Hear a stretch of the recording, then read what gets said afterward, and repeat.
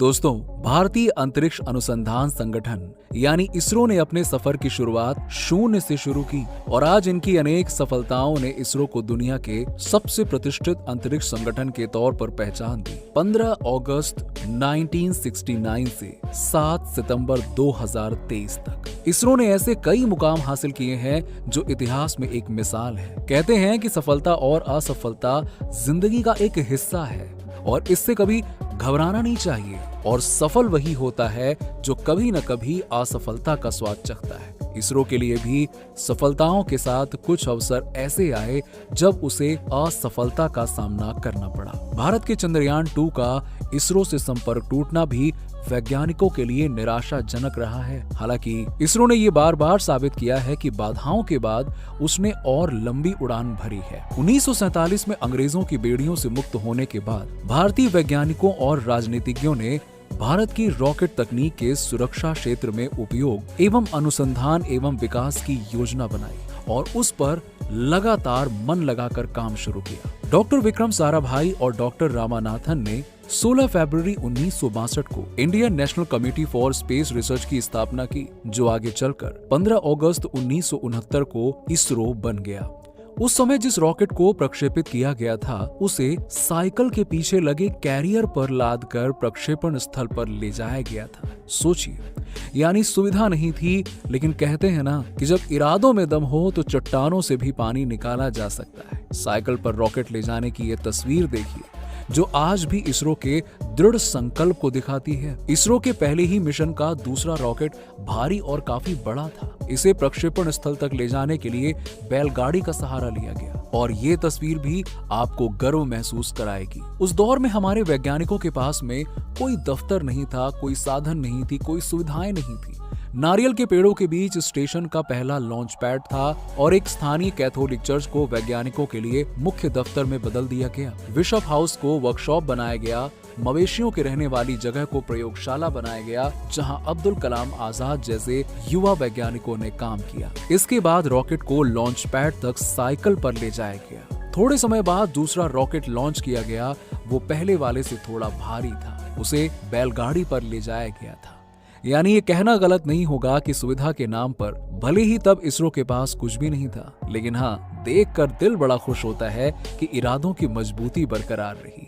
यही वजह है कि आज पूरे देश में इसरो के 13 सेंटर हैं। इसरो ने अब तक अंतरिक्ष में कुल 370 उपग्रह छोड़े हैं।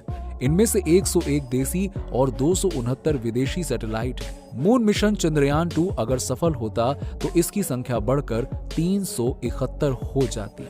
इसरो ने देश के लिए कुल 101 सैटेलाइट लॉन्च किए हैं, जिनमें संचार, आपदा प्रबंधन, इंटरनेट, रक्षा, मौसम, शिक्षा जैसे विभिन्न क्षेत्रों को सेवाएं देने वाले उपग्रह हैं। इसरो के वैज्ञानिकों ने आजादी के बाद से अब तक संचार व्यवस्था को लेकर 41 उपग्रह छोड़े हैं, जिनमें से अभी 15 काम कर रहे हैं। आपको बता दें कि एक समय ऐसा भी था जब भारत के मंगलयान अभियान का मजाक उड़ाया गया था। जी हाँ दोस्तों, सुनकर आश्चर्य होगा, लेकिन ये सच है। इस कार्टून में दिखाया गया था कि ग्रामीण वेशभूषा का एक शख्स गाय लेकर एलिटिस्ट स्पेस क्लब का दरवाजा खटखटा रहा है और अंदर दिख रहा है कि कुछ लोग बैठे हुए हैं। इस कार्टून की चौतरफा आलोचना हुई थी। खासतौर पर भारतीयों ने इसे घमंडी और नस्लीय मानसिकता की उपज बताया था। लोगों ने अखबार को इस कार्टून के खिलाफ जबरदस्त फीडबैक दिया, जिसके बाद अमेरिकी अखबार को माफी मांगनी पड़ी। अखबार ने लिखा कि हम उन पाठकों से माफी मांगते हैं जो इस कार्टून से आहत हुए। मिस्टर हेंग का मकसद भारत, उसकी सरकार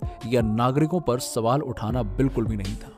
अखबार ने अपनी फेसबुक वॉल पर लिखा था कि बहुत सारे पाठकों ने न्यूयॉर्क टाइम्स इंटरनेशनल में छपे उस संपादकीय कार्टून की शिकायत की है जो भारत के अंतरिक्ष में सशक्त प्रयासों पर बनाया गया था। ये कार्टून सिंगापुर के हैंग किम सॉन्ग ने बनाया था और संपादकीय पेज के एडिटर एंड्रयू रोसेंथल ने हैंग का बचाव करते हुए लिखा कि उन्हें अपने कार्टून में ये दर्शाना था कि अंतरिक्ष अभियान पर अब कैसे अमीरों का ही कब्जा नहीं रह गया है, जिसका मतलब पश्चिम देशों से था। गौरतलब है कि उसी समय भारत अपने पहले ही प्रयासों में मंगल पर पहुंचने वाला दुनिया का पहला देश बन गया था। उसके बाद न्यूयॉर्क टाइम्स में ये कार्टून छपा था और इसमें भारत के चित्रण की सोशल मीडिया पर खूब आलोचना हुई थी। उसने लिखा था कि पश्चिमी देश इस पूर्वाग्रह से ग्रस्त हैं कि भारत के लोग जानवर चराने वाले लोग हैं।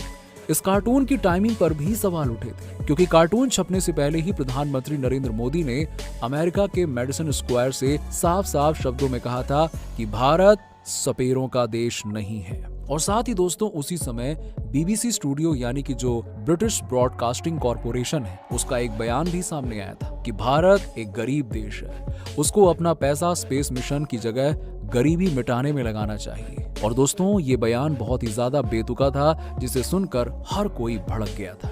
अब आपको बता दें कि इसरो ने अनेकों ऐसे कारनामे किए हैं जो देश की प्रतिभा का लोहा दुनिया में मनवाती है। इसरो ने 1990 में पोलर सैटेलाइट लॉन्च व्हीकल को विकसित किया। इस यान से सबसे पहला उपग्रह ऑर्बिट में 1993 में भेजा गया। अब आपको बता दें कि इससे पहले ये सुविधा सिर्फ रूस के पास थी। भारत का मानव रहित चंद्रयान मिशन 2008 में बनाया गया था।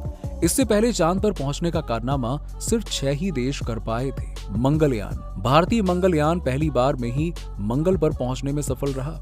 भारत दुनिया में पहला देश बना जो अपने पहले ही प्रयास में मंगल तक पहुंच गया। और देश के इस मिशन के बाद भारतीय वैज्ञानिकों को दुनिया अलग नजर से देखने लगी। GSLV Mark II का सफल प्रक्षेपण भी देश के लिए एक बड़ी कामयाबी थी। इसमें देश में निर्मित क्रायोजेनिक इंजन लगे हुए थे और इसके निर्माण के बाद से सैटेलाइट लॉन्च करने के लिए भारत को दुनिया के अन्य देशों पर निर्भर नहीं रहना पड़ा। भारत ने खुद का नेविगेशन सिस्टम भी विकसित कर लिया और भारत ने इस अभियान को पूरा करने के लिए 7वां और आखिरी उपग्रह साल 2016 में प्रक्षेपित किया, जिसके बाद भारत अमेरिका और रूस के बाद खुद का नेविगेशन सिस्टम बनाने वाला तीसरा देश बन गया। इसरो के नाम 104 सैटेलाइट प्रक्षेपित करने का विश्व रिकॉर्ड है। भारतीय वैज्ञानिकों ने PSLV के जरिए एक साथ 104 सैटेलाइट का सफल लॉन्च किया था और जिसमें 101 छोटे सैटेलाइट थे जिनका वजन 664 किलोग्राम था। और इतने उपग्रह का प्रक्षेपण दुनिया के किसी भी देश ने एक साथ नहीं किया है, जिसे देख के नासा भी हैरान हो गई थी। आपको बता दें कि इंडियन स्पेस इकोनॉमी का आकार बहुत ही तेजी से बढ़ रहा है। अर्न्स्ट एंड यंग की रिपोर्ट के मुताबिक 2020 में स्पेस इकोनॉमी का आकार 447 अरब डॉलर तक का था, जिससे 2025 तक 600 अरब डॉलर के पार जाने की उम्मीद है। इंडियन स्पेस एसोसिएशन और अर्न्स्ट एंड यंग की developing the space ecosystem in India के नाम से प्रकाशित रिपोर्ट में भी कहा गया था कि स्पेस लॉन्चिंग का बाजार 2025 तक बहुत ही तेजी से बढ़ेगा। इस रिपोर्ट में भारत में इसके सालाना 13% के हिसाब से वृद्धि का अनुमान लगाया गया है। इसके पीछे की मुख्य वजह स्पेस के क्षेत्र में निजी भागीदारी का बढ़ना तो है ही, साथ ही साथ नई नई तकनीक आने और लॉन्चिंग सेवाओं की लागत में कमी की वजह से भी स्पेस इकोनॉमी तेजी से बढ़ेगी।